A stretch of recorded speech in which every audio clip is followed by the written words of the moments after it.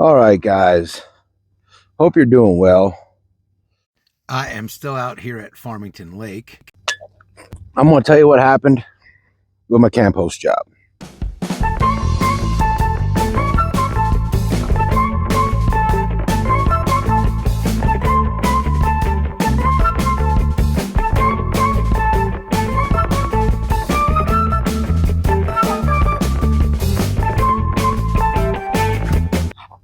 So to start at the very beginning, I had taken a job in Utah for a company called American Land and Leisure.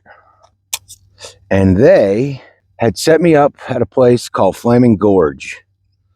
And Flaming Gorge is a beautiful place, but after looking into it, I realized that it was a bit hot. And it was like a boat in, boat out campground, which sounds cool, but it was only for one person, and I had a cabin. And long story short, I ended up traveling with somebody and needed to change that up. So I had met some people that worked for the place that we went to,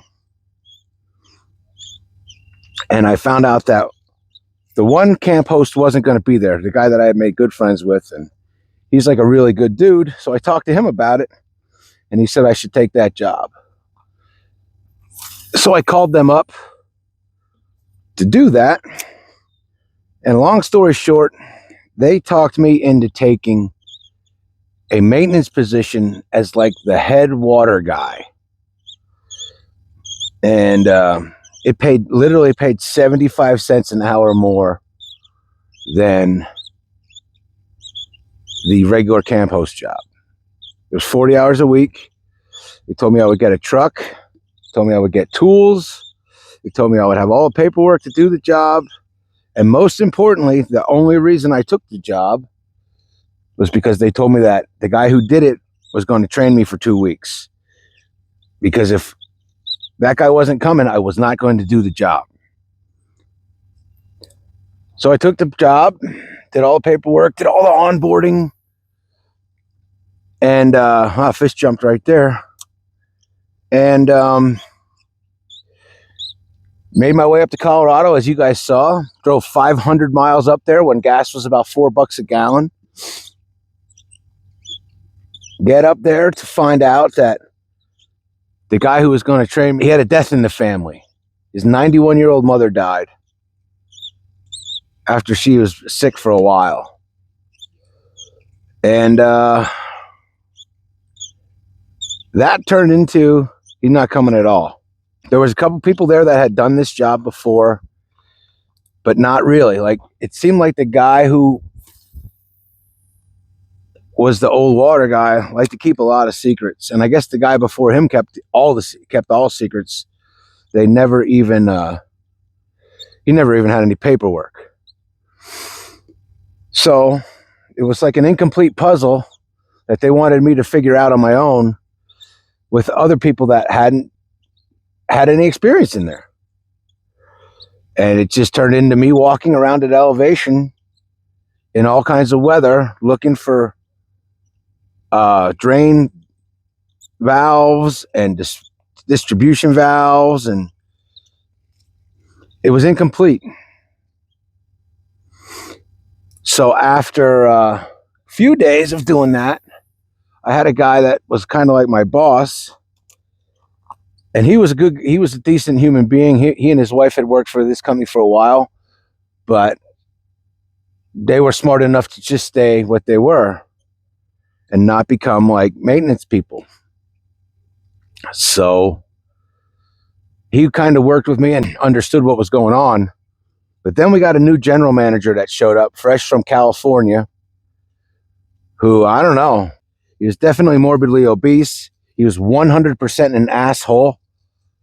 And he wanted to have a conversation about why I wasn't doing my job. But he didn't want to talk about the fact that there was no one there to train me. Like, to him, that didn't matter. And, like, that was part of our deal. That was literally part of the arrangement. I will take the job if this person is there. Charlie decided that didn't matter because he's a useless piece of garbage who pushes paper every day and is useless. And I said in the first video, and I will say it forever, I hope that fat heart attack and dies on that mountain. And if you don't like it, I'm sorry. I'm not one to hold my tongue about people when they're assholes. 2026, my New Year's resolution was take absolutely zero shit from anyone. And unlike most other New Year's resolutions, I have held steady to this. And I will continue to hold steady to it. There's a lot going on in my life right now. You know, a lot of unexpected, a lot of flying by the seat of my pants. But I refuse to be a slave for someone else. I refuse to take crap from someone else who could never in a million years put my shoes on. Anyway, I put up with that guy for as much days as I could. And finally, he sat down. He's like, oh, well, you just are. He basically told me that I didn't know what I was doing and I needed someone to walk me around and show me everything. Literally the deal that I said I would do the job for. And then he just knew it, you know, like, and on top of that, after I decided I was done, before I quit, I gelded this guy in front of other people. Like I ripped his balls off and showed them to him. Now that you guys know that, I get to tell you some more stuff. This morning, I don't know, 15 minutes ago, I saw that I had a missed phone call. And it was from the place where I'm buying my transmission, letting me know that the transmission they pulled out was junk. So I think what I'm actually going to do is I'm going to take my van to the guy I was going to take it to initially to get the transmission swapped out. I'm going to have him pull the old transmission out of it. I'm going to have him replace the front main seal.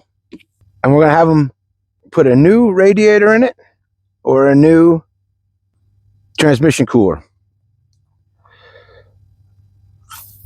I have not even called them back yet because I wanted to come here and make this video. But this is how the universe seems to want to treat me, man. It's like, I'm not quite sure what I did in my life to make the universe so angry at me. But I ain't backing down, universe. This ain't even close to the worst you've given me in my life. So if you want to go, bring it. Because I'm not scared anymore. So anyway, I hope you guys grasped what's going on now. I wanted to kind of have this kind of a conversation with you while I was doing something entertaining, because I don't even like to sit and look at the camera all the time, and I'm sure you guys don't like when I just sit and look at the camera and talk. So I figured I'd bring you out here and show you me not catching any fish. But I think that's going to do it for this one. We'll see you on the next one. Keep on vanning.